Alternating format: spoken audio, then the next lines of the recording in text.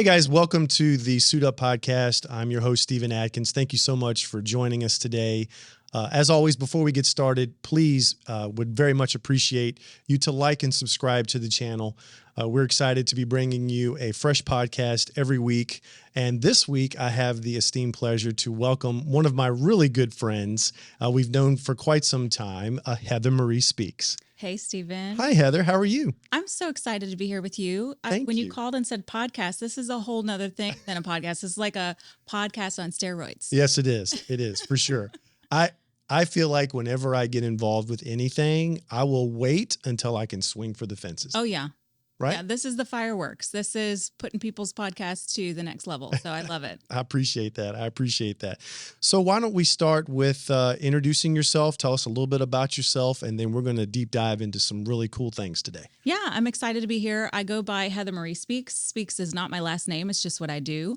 And it started to go that way when I started speaking in 2009. I traveled globally and locally and started doing a lot of spokeswomen pieces as far as helping other businesses grow and other nonprofit organizations. But so many people have a hard time saying my last name, even though it's pretty easy. It's just Van Cleave, but people would say Von Cleef, like the Von Cleef and Arpel and all these other things. I'm like, no, it's Van, like the car, and Cleave, like you're cleaving to something. But it just became easier to just say Heather Marie Speaks. And it's given me the ability to be able to literally speak to different platforms all over the world. And I'm just excited that I've got some sort of presence out there. I love it. Yeah. What's interesting is that now we've known each other for a long time, and we'll talk a little bit about how we met. But anytime I ever hear you being introduced or people talk about you, they always say Heather Marie Speaks. And I kind of laugh to myself because now that is your, for lack of better words, your like stage name, but you're known everywhere by that. Yeah. It's really unique. It's really unique. It's funny. I actually had somebody ask me the other day if my name was Heather Marie Speaks Van Cleave. And I said, no, it's just the Heather Marie Van Cleave, but Speaks is definitely my platform. I love it. So let's start with how we met. Yeah. This is a cool story. So we had a little event that was in Richmond. I think it was a shoe fashion show. Mm-hmm. Forgive me, I cannot remember the name. I think it was Sika. Yes. That's the name of it. And it was Posh PR that connected everybody together. So that's right. Shout out to Caroline. Absolutely. She's an amazing entrepreneur as well. Yes, she is. I love me some Posh PR, yeah. For sure. So we met at the event, and I remember we were kind of dialoguing a little bit. And what was interesting is we didn't know each other. We were just getting to know one another. And I said something about, how iron sharpens iron. And it was like this little twinkle of like, are you a Christian? Yeah. Yeah. And I was like, absolutely.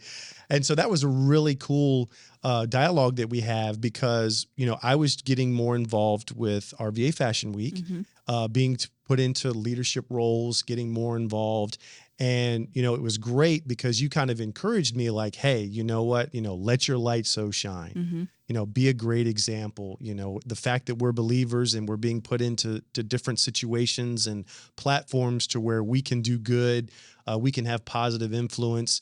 So it made my night because, really, honestly, that's not prevalent as much as it needs to be. Yeah. It's definitely gotten a little bit of a bad rap. And honestly, unfortunately, the Christian title has been frowned upon because so many Christians that are out there have put judgment on other people, especially in the fashion industry, because people are expressing themselves, and whether they are identifying as something different than people would be, comfortable with or whatever they feel, it's not their place to judge someone else. You're supposed to just love everyone. And so often Christians forget that point, that we don't have any room to judge. We all have sinned and fallen short, and we're just really supposed to shine our light, bless others with our gift, and be a voice, I love it. Encouragement out there. And that's really one of the main reasons why I got involved, is that I wanted to set an example and to show what was possible. And the more that I've put, my efforts into that, the greater the things that are coming. And I know it's for a higher purpose. I totally understand that. And you make a great point. I think that sometimes Christians do forget that. It's not our job. We're really supposed to just love individuals right where they are. Yeah. And a lot of the people that I come in contact with from all different walks of life, all different backgrounds, different, lifestyles, they're really all seeking love. They are. And if you're able to, I don't necessarily agree with everything. We don't agree with everything from everybody, but I can set that aside and I can be a loving person, an understanding person, an empathetic person. And I think we could win more people by doing just that than trying to like browbeat them into pointing fingers. I think sometimes, this is my opinion, that we feel like we have to, when I say we, let's say Christians overall, feel like that they have to do that because they're compromising their personal beliefs, which they're really not. It's not compromising my beliefs. It's learning that I got to look past that. Just as the Lord looked past our indiscretions and transgressions, he looks past that. We've got to learn how to do that in others. So I was so excited when we had that conversation. I'm like, yes, like there's another sister in Christ with me that we can back each other up. And that was really, really absolutely cool. And you're right. We don't have to agree with other people's lifestyles. You don't even have to understand them. You're just supposed to accept them and love them. It's keeping it simple. Very simple. And when you do that, you push all the religious, semantics aside from it and do what we're supposed to do. So great point. Yeah.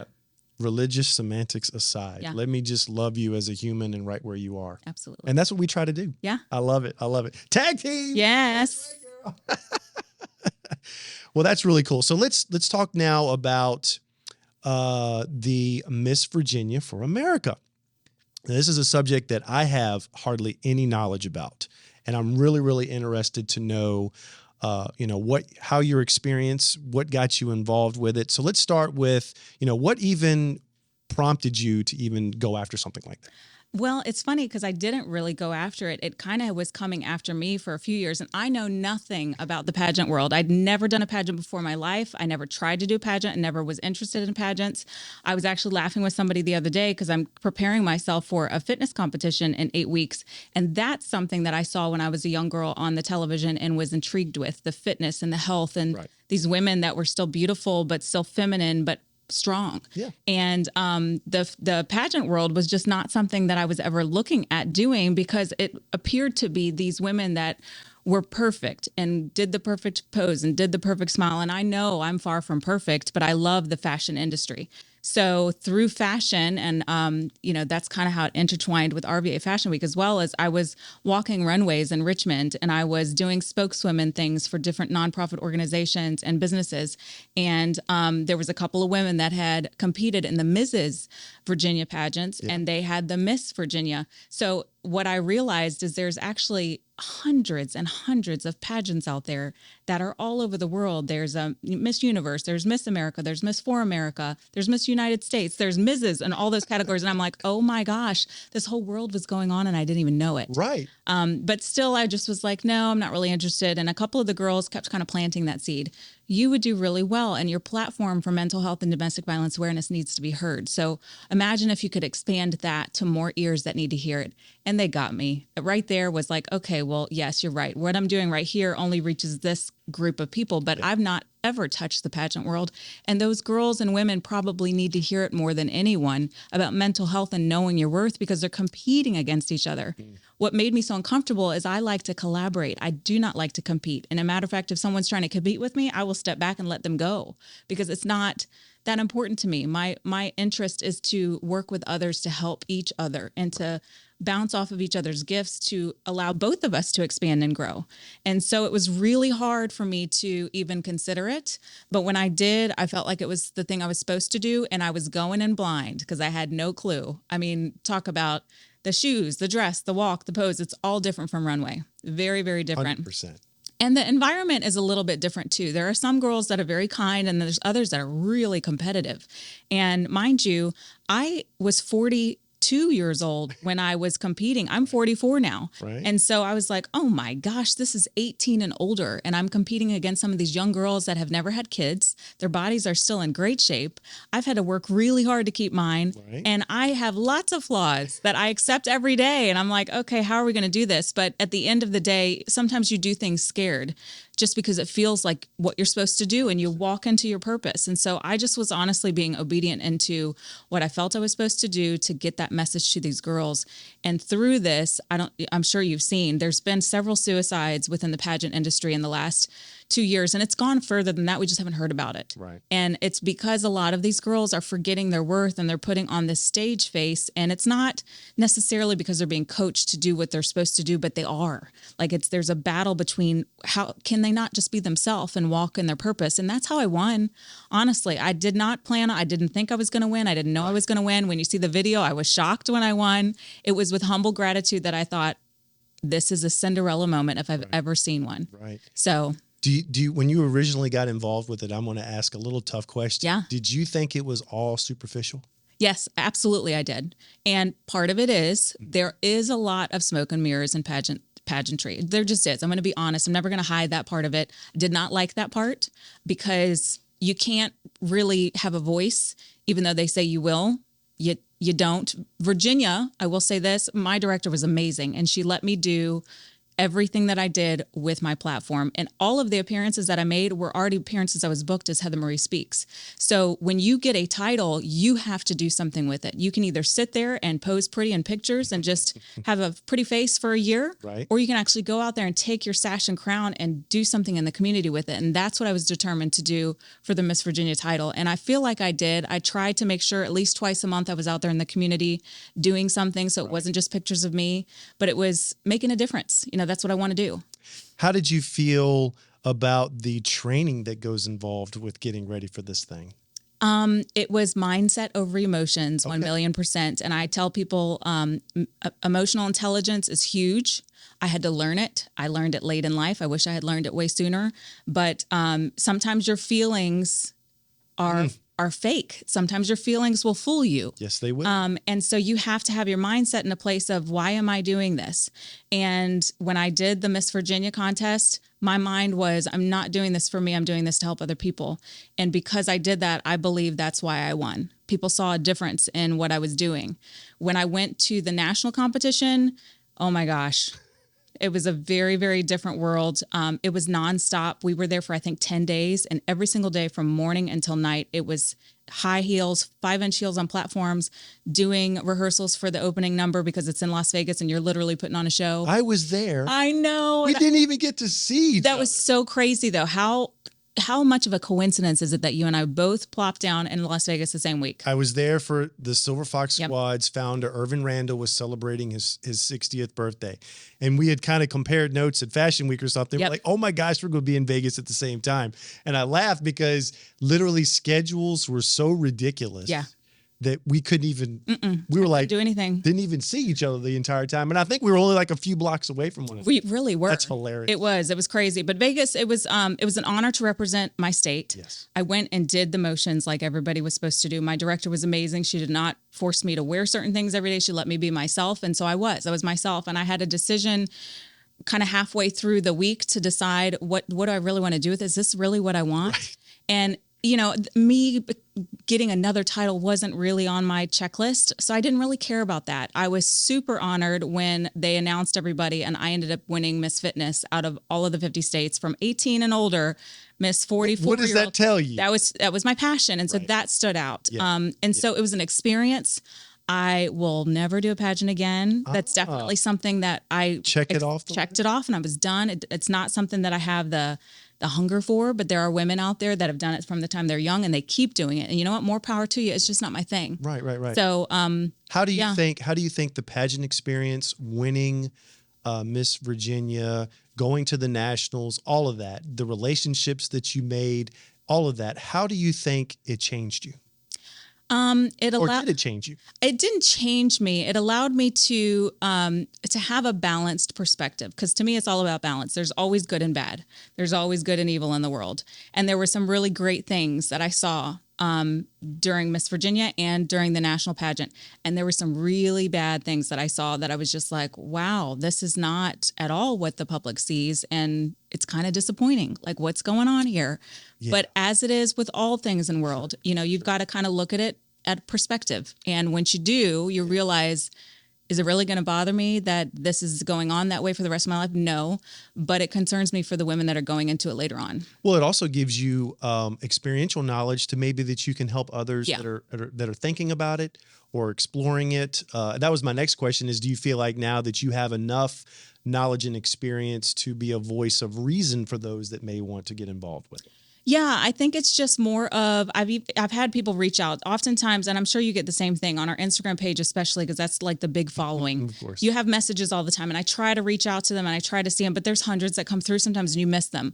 But every once in a while, one will come through and it's a girl that's really wanting to be in the pageantry. And I just try to remind them, know your worth. You have a crown already. Don't go in trying to seek affirmation that you deserve a crown because you wear one. So wear it proudly. And so as long as I can give them that little seed and plant that first, I feel like it gives them a little bit of a boost of confidence that, do I really want to do this? Like, why do you want to do it? What is your why? Do you have a platform already that you're wanting to expand, or you just really wanting to get a crown? Is this just the platform you want? Yeah. And then even if you get it, what are you going to do with it? Exactly. So there is responsibility there. There is responsibility. Well, that's really good. I'm glad that we got to get a little more detail behind that. I didn't know any of that. Yeah. That it wasn't something you were seeking. It kind of sought after you. Yeah. But isn't that interesting in entrepreneurial journey? And we're going to get into that now and everything even that I've done. At times you start in one vein and you never end up there. You end up somewhere totally different where what you're doing and the actions that you're taking create opportunities and open doors. And you're like, here I am doing a Miss Virginia pageant, which if you had told me 5 years ago, you'd be laughed at it. Probably. I know. I did. I did laugh at it when someone said something to me. And she's out there somewhere, Maria Bell, she'll say it because when I got crowned, she was there and she handed me my flowers and she goes, I told you. That was hers. And I was like, you sure did. Well, and that's a testament too, that there are people that believe in you and believe in what you're doing. And they're there to kind of encourage. Because I think, there's times that I'm doing things and I'm all over the place, multiple things. And sometimes I need that encouragement of, hey, you should try this, this, and this, because someone else may see something in you or myself that we can do more and greater things. Yeah. So let's talk about your entrepreneur journey. So you have is it the Queen Bee Tea Room? It's called Queen Bee and Company. Okay, Queen Bee and Company. So that is something totally off the cuff, right? It is. So what in the world, how did you even get involved with that? What created that? How did you even, from the start, just take it from there? Yeah, it's one of those unplanned things again. All right. It was a God moment. I used to spend my summers in England as a child. My dad was an actor on the West End. He toured with Jesus Christ Superstar and Les Mis. And my stepmom is British. And I, fun fact, was very much a tomboy when I was young and loved being able to do all the fun things out in the fields and, just get my hands in the dirt. And she was determined to make me into a lady. And she did. She taught us. She did. She was like, she taught us all the etiquette that we could possibly want to know. But she also brought us to tea rooms and she brought us to castles and she brought us to gardens. And while my dad was acting or rehearsing, she was entertaining us as little kids from the time we were 7 all the way to high school. And I love those memories. It's my absolute favorite memories in England. We were, so special and privileged to be able to go do that. Yeah. And I didn't realize till as an adult, I'm like, oh my gosh, some kids were going to Disney World. We were going to the real castles. We were seeing the real queens and duchesses and princesses get married. It ruined me seeing all of that. My expectations were way up. Oh my gosh. But yeah, I loved it. And so tea time to me was always very special. It was always at a specific time during the day. Yeah. And as I moved here to Richmond in 2013, I actually had another business that was called Boutique. I did wedding planning for about 20 years on the side. It was my side hustle. And I also did interior design. And one of my storefronts had a lady named Beth who walked in and she owned a tea room. She saw all my vintage teapots and she's like, you need to visit my tea room. So I was so excited that she had one. It was in Amelia. And so I started going regularly once a month at least, brought a friend, brought my daughter. But I loved it. And when I had to shut that store down, she asked if I would make a small version of it in her tea room as a gift shop. Wow. So I moved all the stuff over there. We had the gift shop there. And then when she decided to sell, she sold the business to another woman named Tara, and Tara bought some of my items from the gift shop as well and moved it to downtown Richmond. So all of these things have kind of a purpose and a path. Well, then the pandemic hit. Tara had reached out to me and said, do you know anybody? I know as a spokeswoman, you know a lot of people. I'm probably going to be selling, but it's in the middle of the pandemic. Restaurants were closing down. The business wasn't making any money. So who's going to buy this place? Well, I also was connected to another man named Ty Cooper, and he's a producer and out of Charlottesville. And he was looking for a venue to use as a coffee shop for a short film he was doing. I said, you need to reach out to this lady, Tara. So I connected them together. And in the middle of it, God kept bringing this tea room back to my feet. And I'm like, what are you doing? This does not make any sense. What am I supposed to do with this? A tea room. So I'm like, okay, let me keep trying to reach out and connect her to people. And it was like, no, you're supposed to connect with her. So one day I just sat down with her and I said, I don't know what's going on, but God has literally put your tea room to my feet so many different times. I'm supposed to help you somehow. And I'm not interested in buying the business because it's not really making anything right now. So it doesn't make sense to me, but somehow I'm supposed to help you. So my gifts and talents, whatever I have, whether I can help you, reinvent the space or, come in here and just work for you. I'm not asking for any money. I'm just supposed to help you somehow. So let me just help you. Well, small story short, her husband had just passed away too during the pandemic. There was also the pandemic going on, this business that she's holding on to. And, oh, by the way, she's a nurse. So all these other crazy things going on in life. Holding on by a string. She didn't have time to just mourn all those things that were going on in her life yet. And for me to just take some of that weight off of her shoulders, she just cried. And she's like, I am so thankful that you came to me and just offered help. And so the plan was to just help her for a little while and see where it goes. One day she reached out to me on text, and it was maybe a couple weeks when I was rebranding it. She sent me a text and she's like, you know what? My heart's just not in this anymore. So I'd love to sell you the monetary items that are worth money and sell you the business so that you can rebrand it and make it your own, because this is supposed to be yours somehow. And I'm like, that doesn't make any sense to me either. But I prayed and it just felt right. It made no sense at all, but it felt right. And matter of fact, I reached out to a couple friends of mine that are accountants. One is Bo, and he was like, I don't really know that this is a good idea. Bo will set you straight. Yeah, he's a good friend of ours. Yeah. But he was so positive, and he's like, but, maybe it'll work and I'll come help you, because he's always a willing helping hand. And he helped me clean the place up. And next thing you know, literally, I have not advertised. I just advertise on social media, just normal stuff. Yeah. I have been so booked in that tea room, from baby showers, bridal showers, corporate events. I've literally had stories that will blow your mind of the people that have walked in there that just found me somehow. And it's been a place of healing. It's been a place of families gathering. I've been able to host homeless outreach dinners in there, feeding the homeless, helping different nonprofits. The Better Day Than Yesterday came in and did a fashion show with RVA Fashion Week to help bring the people that are incarcerated back into the world to make better choices in life and kind of help them feel like you've made a great decision. Let's get you going. We've fed inner city girls that are in daycares that would have never seen a tea room like that. So there's just it's a platform, really, Heather. It's being able for you to live out who you are through another avenue. It is. And it's amazing. Yeah. And of course, it's going to be successful because you know where it's coming from. Yeah. Yeah. And I have a heart for it. Tea time to me is just fun. Yeah. So, well, do you feel like that you're able to really, in a way, relive some of that childhood? Absolutely. Because it's one of my favorite memories and moments. And giving other people, Richmond, they want an experience. I ship all my teas in from London's Fortnum and Mason, where the Queen of England actually shops and appoints the teas as worthy of the royal family. So yes, it's very posh. Man. And people love that. They're like, oh, you can't buy this anywhere? I'm like, no, I ship it in. And it literally has the seal of the royal family saying approved. So they get a whole experience. It's an hour of just having quality tea time and really self-care, because you need to be able to pamper yourself and do special treats like that during the day too, to help your mental health. 100%. Yeah. And you're in a way, you're able to give others kind of your experience that you had and how meaningful it is to you, because we're all about relationships and experiences. Absolutely. Right? Yeah. So that's really, really interesting. And it's been super successful. I mean, that's a testament to you, but also a testament to that you're following after your heart. And when your heart's in it and the Lord's in it, I mean, great things can happen. That's really, really cool. The best part about it is when I'm actually coming out to serve guests, they're like, oh, you're serving us? And I'm like, yeah. Right. They're like, oh, we didn't expect you to be here. And I'm like, absolutely. You're getting the full experience. Bottle washer. I am like owner operator. Yeah. That's the best. Yeah. That is the best. I can totally appreciate and understand that. Like I'm HR. Yep. I'm advertising. I'm the server. I'm the janitor. Jack of all trades. All of it. Yes. All of it. Yeah. But people then realize how much of a ownership that you do have of it. Yeah. And they'll want to support even more. Yeah. Yeah. Because they feel like they're attaching them. They get a little piece of you. Yeah. And that's really what a lot of people are looking for. Again, is that connection and that relationship. That's pretty amazing. That's really, really cool. I've yet to don the doors. Yes, you need to come by. But my wife and I are coming. Yes. We're going to make sure it happens. We just got to get our schedules and travels. You know how it is. Yes, I do. But I want to so much to come by and to get that whole experience. And I want to drink the royalty as well. Yes, I would love to have you guys there. Excited to bring one of our sponsors to you today, Two Roads Hat Company. Two Roads Hat Company has been an amazing company to work with. It is one of the companies that Silver Fox Squad uses, and we call it the perfect brim.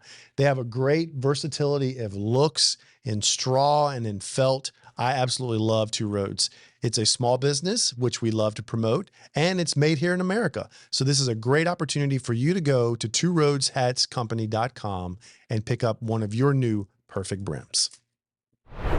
Let's talk now a little bit about Fashion Week. Yeah.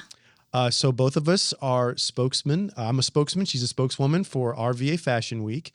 I don't know your story on how you even got involved with Fashion Week. This is going to be cool because I was like, you just kind of appeared, and she's there. Yeah. And so, you know, what got you involved with Fashion Week, and really, was it something specific that grabbed your attention? I know I'm going to do like multiple questions here, but really kind of what got you involved and what grabbed your attention with fashion? Yeah.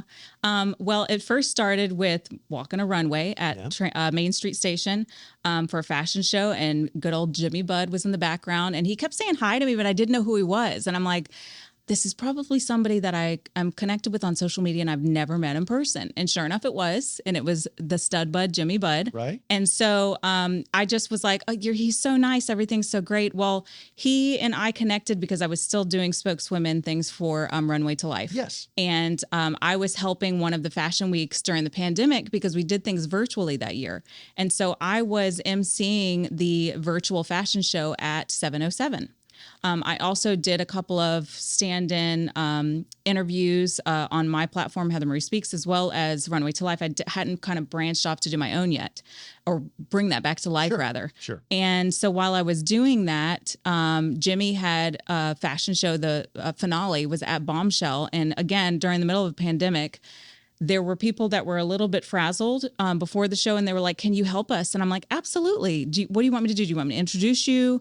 I've kind of felt natural behind the camera when I'm speaking because I think my family's history of stage presence, I never wanted to be an actress or do the theater things, tried that, didn't really like it, but I love being able to speak and help highlight and showcase other people's work. Right. It's not about me. It's about really me talking about these other people. And so I loved that. Megaphone. Yes. And so, and I love Melissa and Scott at Bombshell. And so they were a little nervous to be behind the camera too. And I was like, you know what, whatever you need, I can help you. And they're like, can you just do the whole show? It's like, okay. Sure. And so there I was. And I just on the fly, there was no script, there was no nothing. It just, again, I can do it. I can ad lib with that. And we did it. And I think people were shocked that I was able to do it. Because at the end, off the cuff at the end, everybody's jaws was open. We're like, oh my gosh. You just pulled that off. You pulled the whole thing off. I was there. So yes. We had our little interview as well. Yes. I was like, man. But it was so fun. Yeah, of course. And so from that moment on, Jimmy was like, hey, you can keep your Heather Marie Speaks platform, but we want you to be a spokeswoman with us. Will you collaborate? And I'm like, 1,000,000%. I love all this stuff. And so it's just kind of And you've hosted several events. I have. Which has been a lot of fun. It just seems like it was such a great natural fit. Yeah. And, everybody loves you and we all get along, which is really great. We've done extremely well, I believe, in assembling the best team. Yeah, it is. It's a big team. It's a big family of people. It really, and that's what great point. We're a family. Mm-hmm. We look out for one another. We're always doing things with one another's ventures, businesses, whatever, outside of Fashion Week. We even still have the Fashion Week text chain, the group right? text, the group text, and we send still happy birthdays to each all other the time, and we're talking in between. That's another thing I really appreciate is that it's a family environment. Yeah. All different walks of life, different ages, different backgrounds, but yet we still communicate with one another. We're planning. So my question on Fashion Week is, where do you see us going? It just keeps growing. I've been so impressed with what Jimmy's been able to do with the original. This is 14 years now. Yeah. And it's just continued to grow because he's collaborated with so many different people, whether they're in the creative arts or they're, in fashion or models themselves. I think the number for auditions for this model was 2,100 people. Unbelievable. Yeah. And it's Richmond, Virginia. I grew up in Virginia Beach, and Richmond was scary. You didn't come out here. This was like one of the murder capitals. Yes. And it has cleaned up so much. And I really, I love our city. We still, like any city, have our like little dark areas, but it's That's definitely, it's anywhere you go. And there's just so much fashion and food, and RVA Fashion Week has combined both of those things along with the arts, and everything that we have that is creative in Richmond has been collaborating with RVA Fashion Week. And I love that. Yes. And I feel like that our voice is getting louder very quickly. It is. We are pulling from all over the state, even outside of the state. Even as far as I've seen, New York is coming down to little old Richmond, Virginia. So, I think Fashion Week as a whole, I'm really honored and privileged to be a part of it, and have enjoyed the multiple roles that I've had, starting off as just a model a few years ago, and then now coming through to being a spokesman. So it's been a lot of fun just to see us grow, see the team build, where there was that point in time, I think Jimmy had told us that there was like 4 of them doing the entire thing. Yeah. Now what do we have? 15, 20 on the team? And sometimes I feel like when you get that many people, is it too many chiefs and not enough Indians? But we don't have that. We're all really looking to help. If we show up. Yeah. What do I need to do? Yep. And you've done that many times. You're there a few early from the finale show. Okay, guys, what can we do? What do you need me to do? We're always looking to throw in our hands to help. And that's a great place to be. I think most of the people involved are multifaceted, multi-talented people, because we've been able to kind of shift from Brickell is another spokeswoman. Yeah. She also models. She also coaches modeling. And so we've all kind of like shifted wherever we need. And I think that's part of like my willingness in life is, where can I fill the gap? What do I need to do to help someone else? How can I help in this situation? It's all just being willing. That is a really, really good point. So now I'm going to talk a little bit about your fashion. Yeah. I love to ask, so what would you consider your personal style? I just call it unique. I try to keep it classy, but also I like a little bit of sexy. And I think people sometimes will say, well, you're a Christian woman, you're not supposed to dress like that. And I say, it is not the woman. I'm not dressing promiscuous. It is honestly, and no offense to you, but it's the man that needs to watch how he's looking at women, because if you're lusting, yes. I mean, and it's part of the culture that's out there. Yes, there are some fashion that are showing a little bit too much. Sure. But you are allowed to be a Christian woman and dress sexy. Can I say it a little louder for the back of the room? It is okay for you to do that and to carry yourself with class still. I mean, I have friends from all over, many different industries, and I don't judge any of them. What they want to wear, how they want to dress, what jobs they want to have. Right. You look amazing too. I mean, whatever you're doing, go with it, rock it on. But me, myself, and I will wear what I feel comfortable in. And sometimes it comes from a Goodwill. Sometimes it comes from Gucci. Hey. There are extremes between there, but I love them both. I love them all. Yeah. I don't have one set designer, one set look. I like to do the bargain shopping. I do. And then I can make it look like $1 million. Yes. Right? Absolutely. I could have a Goodwill jacket and wear it with YSL boots. Yeah. And, that came from, we grew up in a very poor family, and people don't realize that. My mom and my stepdad were in the ministry, and that's where I saw the first Christian phase of life. Sure. And we didn't have the money to go shopping for stuff. So she took us to secondhand stores when we were younger. And I ended up loving it because you can find unique pieces in there that you can mix with designer pieces. And people are always like, oh my gosh, where did you get that from? And I'm like, the GW. Right. They're like, what is that? What's that? It's this new design. It's the GW. I love it. The GW. Yeah. That's great. Well, where do you think you find your inspiration for your style? I see things that I like. I love a lot of our friends out there are fashionistas. Chanel, I just gave her some shout out the other day because she's got a new store, but she has been a fashionista since day one that I saw her. And I can see that and be like, oh, I love that outfit. And it just inspires me that she just put something together and rocked it. Yeah. Sometimes I'll see something on, a magazine and that'll inspire me with colors, putting something together that I might not have. Yeah. I will say my favorite color is black. You asked me what I was going to wear, and I'm like, right. You see me in black all the time. All the time. Right. Every once in a while, you'll see me step out into a color, but my comfort color, and I think it was just from living in Chicago for so long, is black. Right. It goes well. Everyone looks good in black, and it's classic. Kind of is a classic color. Yeah. It can be from the 20s, 30s, 40s, 50s. Yes. And black looks amazing. Yeah. Right. I think of Breakfast at Tiffany's when she's wearing that black, and I'm like, oh my gosh, it looks beautiful. And someone could wear that today and would be relevant. It would. It'd be like, oh, you look amazing. Yeah. Is that 2022? And you're like, no, this is from the era of the 1960s. Yeah. But never goes out of style. Exactly. Do you feel like that your style has changed some over the years?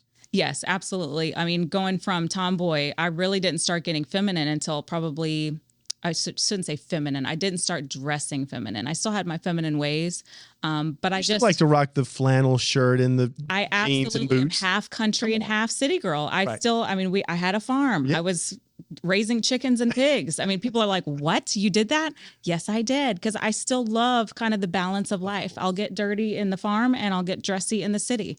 But it's definitely morphed and changed over the years. I taught myself how to do my own makeup and hair when I was younger by going to the library. When I started to get feminine, yes. Wow. There was no internet, phone stuff back then. True. This I was get like it. the 90s era. So I went to the library and was like, how do you do makeup? How do you do hair? You know, I'm always one of those, if I don't know, I'm going to look it up. And so I did. That was the version of YouTube back then. It was.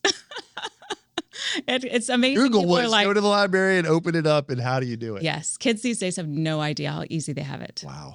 I never thought about that, but that's amazing that you actually went to the library. Beauty books. Hair and makeup. Hair and makeup. That's unbelievable. Yeah. That's unbelievable. Well, yeah, you said something about the farm, and I wanted to ask you about that. So did you run a small farm? I did. So talk a little bit about that. Where did that come from? Because did you have that growing up? Partially. In England, we visited castles, but we also visited English farms and saw how to get the wool from the sheep to make things from, and went to different places. I don't remember if they were my dad's friends or Judith was just trying to help us kind of be cultured. Sure. But I loved it. And I loved being able to see the farm life that was there in England. And so many people have gardens, whether you're in a flat or you have an estate. They have these beautiful manicured gardens. And my stepmom's mother, actually, it was my stepmom's stepmom. We called her Grand Joanne. Okay. We didn't ever call them Grandma and Grandpa. It was Grand Joanne, and it was very classy. And she lived in a house that was called the Lion Cottage. And it was just amazing. You know, you walk into this place, it was small, colonial style brick home, but in her backyard was 2 acres of manicured gardens.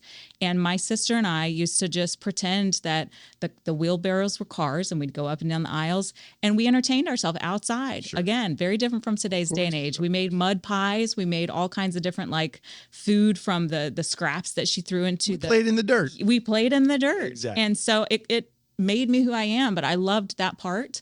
Always dreamt about having my own Queen Bee Cottage farmhouse. Queen Bee was a nickname I was given a long time ago, just kind of like keeping care of the hive, I guess, if you will. Right.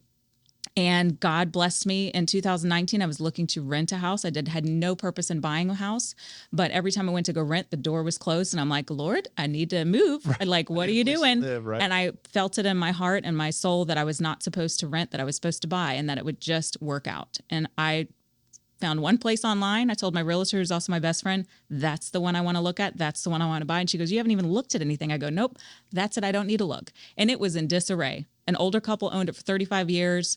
It had every color carpet on the floor, the walls. It needed work, but I saw the vision. You got a fixer-upper. I did. And a farm. I did. It wasn't a farm when I bought it, though. That was the funny thing. I turned it into a farm. I had 2 acres and just saw the vision of I could have chickens, I could have little goats, I could have a pig named Wilbur, and so I did. Isn't that amazing? Yeah. So you go from, I appreciate this because it's similar to, and I'll explain why in my lifestyle. You can go from, the chickens and the farm to wearing the exquisite gown on the runway and looking like, that you don't have a care in the world, right? Absolutely. And the dichotomy there of the two, it's unbelievable that, even for myself, for many years, I had the contracting business and I don't have to do it as much as I used to anymore, but I would be in the painter's whites and the construction dickies and, the boots and all, and look like that blue collar guy. And I'm out there just sweating bullets and doing the work. Yeah. And then it was run home so that I could shower and clean up because it was fashion week and you had to be on point the entire week. Absolutely. And people would be like, I had no idea. Mm-hmm. But I feel like that it gives us, for one, it gives us depth. Yeah. It gives us appreciation. It gives us, kind of like a more than just one layer. Yeah. And it's versatility that people admire. I mean, they're like, Bo and I first met, I was slinging trash the day after the runway. And he's like, you look really familiar. And I was like, yesterday I was walking the runway. Perhaps that's where you saw me. There you go. There you go. I absolutely love that. Yeah. I laugh at that so many times because there'd be buddies of mine. They would be like, yeah, you'd be in painter clothes, during the week. And then at night you'd be a totally different guy. Yeah. Or even when I go to Sunday service, I would always dress my best. And everybody be like, man, you always dress so nice. I'm like, you know what it is? I dress down during the week while I'm doing, but when it's opportunity for me to change my wardrobe, I'm going to look, absolutely, my absolute best on it. So I love that because of like, here she is like shoveling, you don't know what on one day at the farm. It was pretty bad. He was like, whoa. That's amazing. That's amazing. All right. So we're going to kind of wrap up today on, a little bit more of a serious subject. The fact that you're mental health and you're a domestic, violence survivor. And these are platforms that you're very vocal about, that you want to be making impact to the community. How did you deal with all of that? Yeah. It would be a long time sitting here. So long story short, as a young child, I was sexually molested, and it put a very hard strain on me mentally, my worth, my value.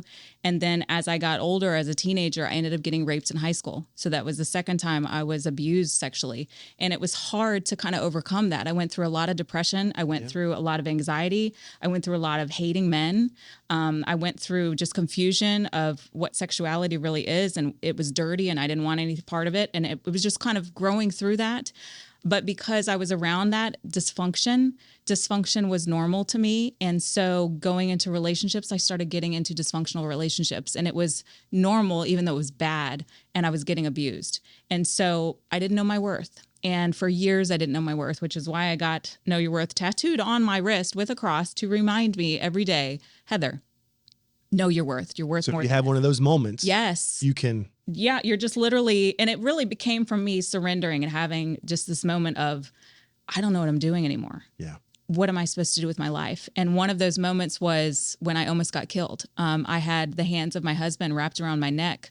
And this was not the first abusive relationship, but he was mentally ill. He had struggled with bipolar disorder and all kinds of other mental illnesses, addictions. And he was out of his mind and actually suicidal that night. And I was trying to help him, but I've gone through suicidal training, and you know that either someone's going to go into a fit of rage if they're depressed and suicidal, or they're going to go into a fit of despair and possibly take their own life. And you want to take whatever is in the room out so that they don't hurt themselves. Sure. I went in to go get that. And the next thing I knew, my body was being pulled back and thrown onto the ground like I had a gorilla that just shook me to death. Wow. And I was pinned on the floor with his hands around my neck, looking in my eyes, and I didn't know who he was. And I just thought, this is it.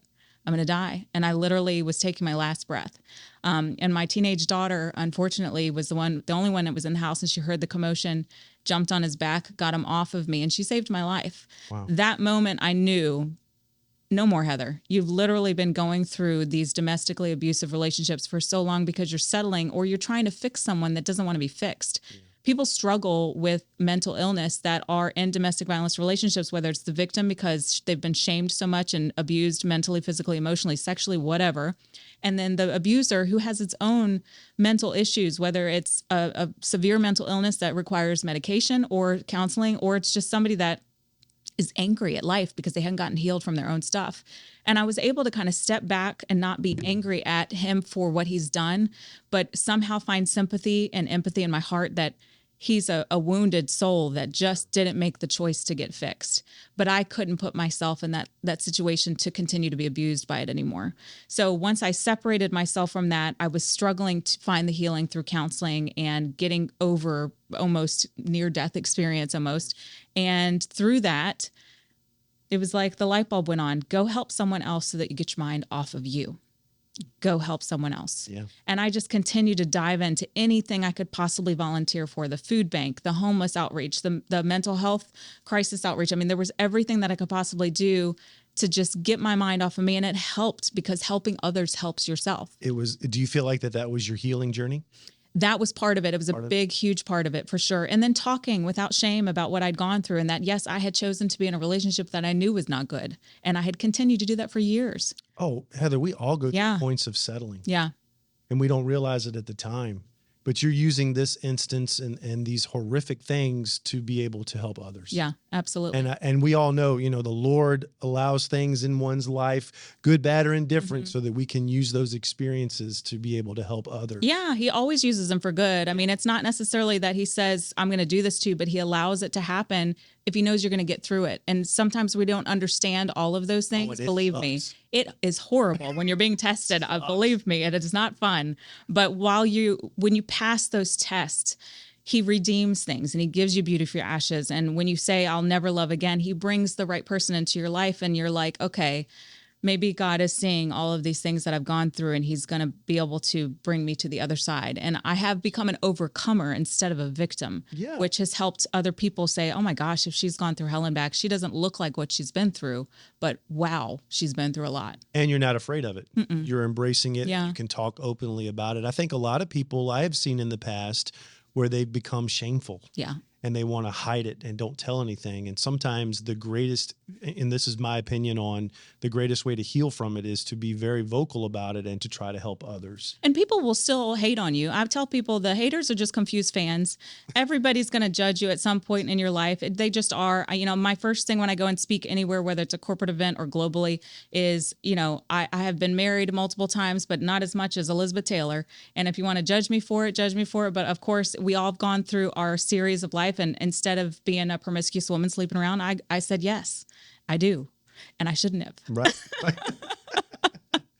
Do you feel like that even today, do you feel like that you're still on an ongoing healing journey? Yeah, it absolutely. Healing is a lifelong experience. And I ended up getting PTSD actually from the near-death experience. And it was very traumatizing. I couldn't sleep at night. I couldn't eat.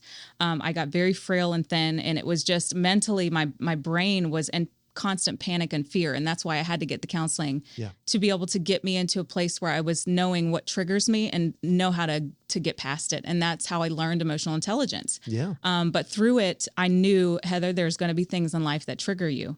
And it's trauma triggers. And anybody that's experienced trauma, whether it's a car accident, whether it's abuse, whether it's anything that caused any kind of like panic, there's trauma. Yeah. And sometimes that trauma can be PTSD. It's not just from wounded warriors in the military. I know. Yeah. It's interesting because it's in all areas that people have little triggers. We're all going through. Yeah, we are. Now, some are a lot worse. Yeah.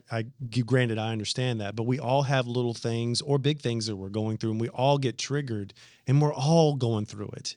And that's why it's so important to be vocal about our struggles and vocal about the things that we're overcoming. And I love how you say that it's a lifelong healing journey. Mm-hmm. It's not going to be 6 months down the road, I click the switch and I'm good. No, absolutely. We always need reminding. We always need coaching in our corner or counseling or whatever. I'm like, everybody at some point needs some form of counseling because we're all screwed up at some point.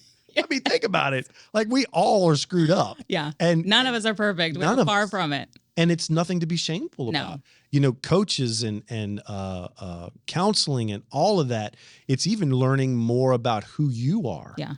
And it's not so much about the externals of what happened to me. It's who am I and how do I become more of who I am and learn who I am, regardless as to what happened to me. And then once you get that done, then you're like, wow, I can really go out and help others. Yeah. And the more honest you are with your experiences, the more relatable and approachable you can be towards people. I was telling somebody the other day, I had to literally learn how to be approachable because of my appearance. People always judge me from my cover. And if I didn't speak, then it was like, oh, well, who does she think she is? Well, I was shy and they didn't even know. I was not an outgoing person. I was very shy and introverted. Yes. Really? Yes. And I had to learn how to get out of my shell. And that was just from fear, from being hurt from people. I understand. And once you let go of the fear and let go of the judgment and just accept that people are who they are, then you can take away the offenses and take away the haters' comments and just come at a place of, that has nothing to do with you. It has to do with them. So if you can just help the people that need it and just be honest and open, and anybody that follows me, they'll see on my page,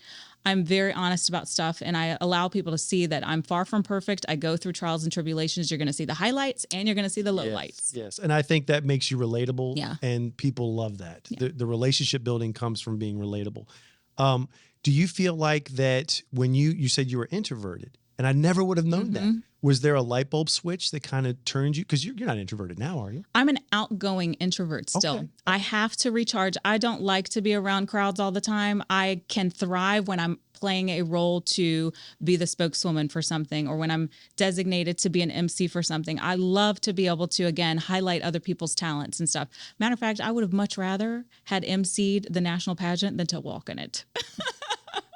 You could have just I would have just emceed it and been fine. But yeah, I can do that. But I have to literally withdraw from everyone and go into my own space and do my own self-care to recharge again, because too much interaction with crowds wears me out. Amen to that.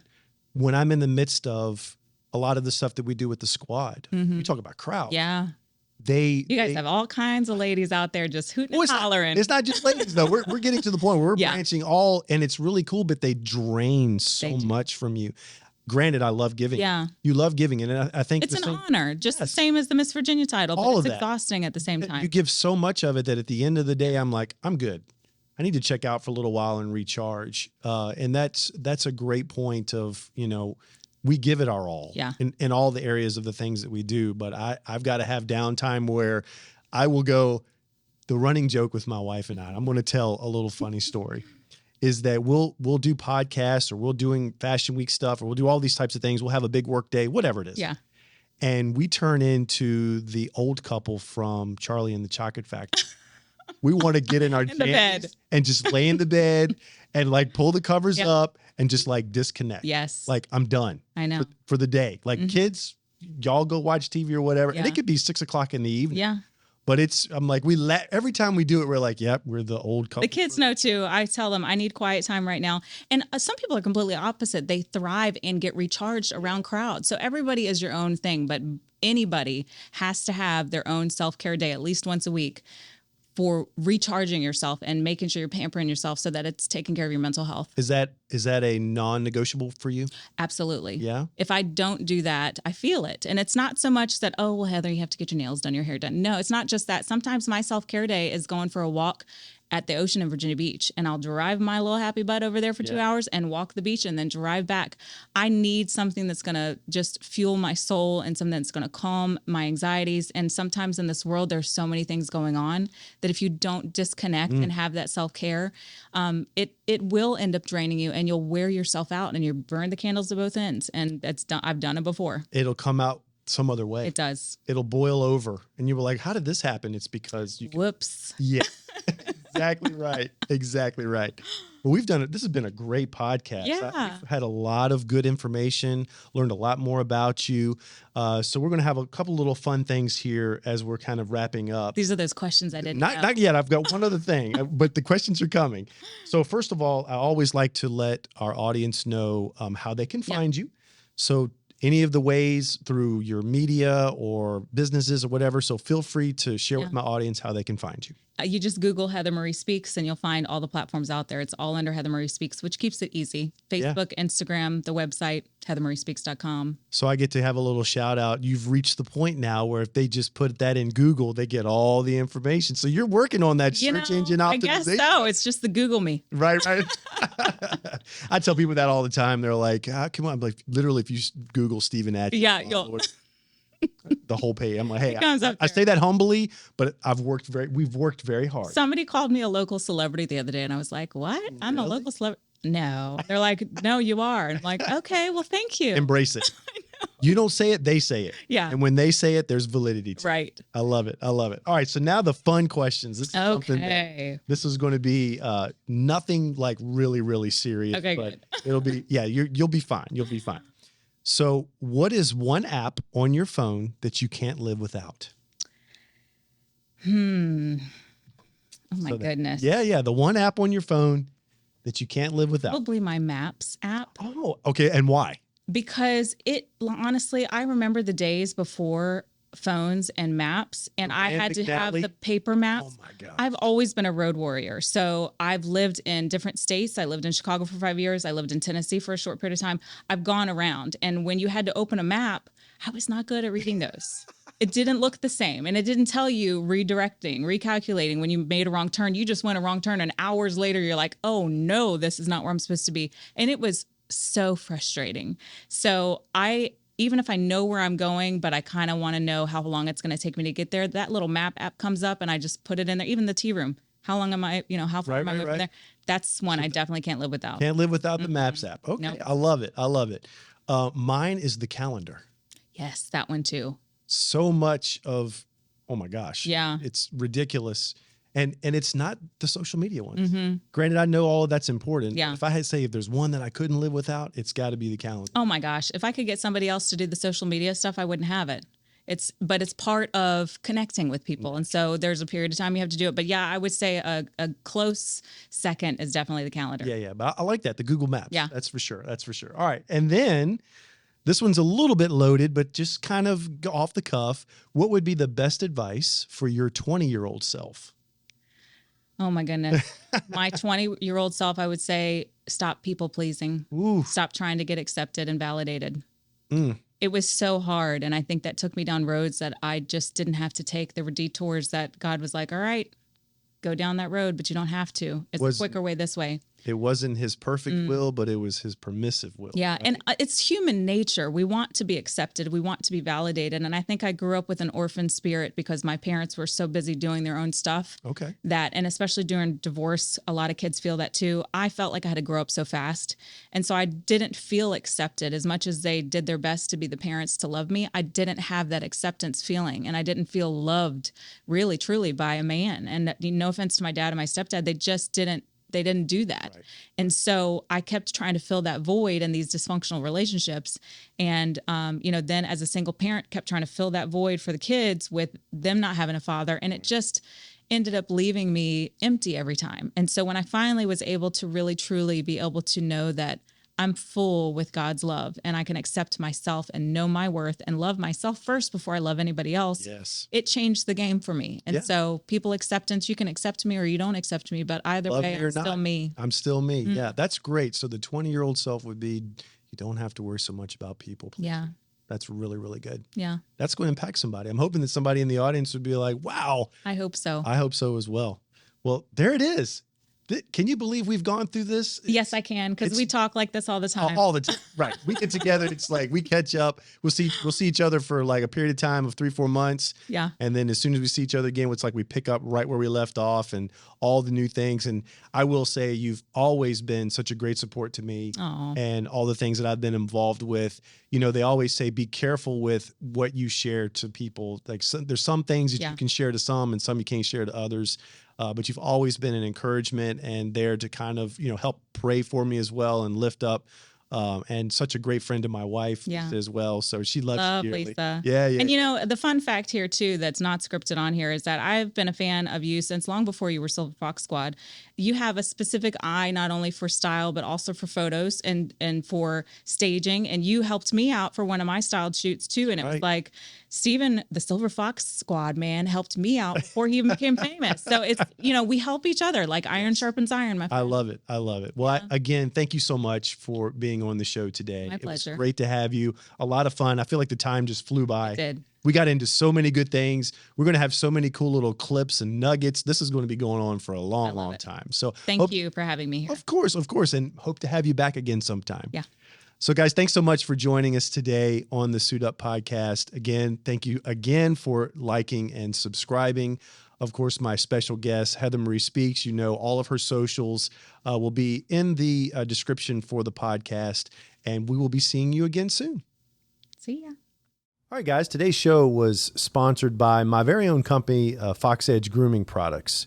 So we have a whole line of men's grooming products that I personally use and personally helped kind of formulate and come up with the idea and concept. We use all natural ingredients, and believe you me, the whole line smells fantastic. I love it.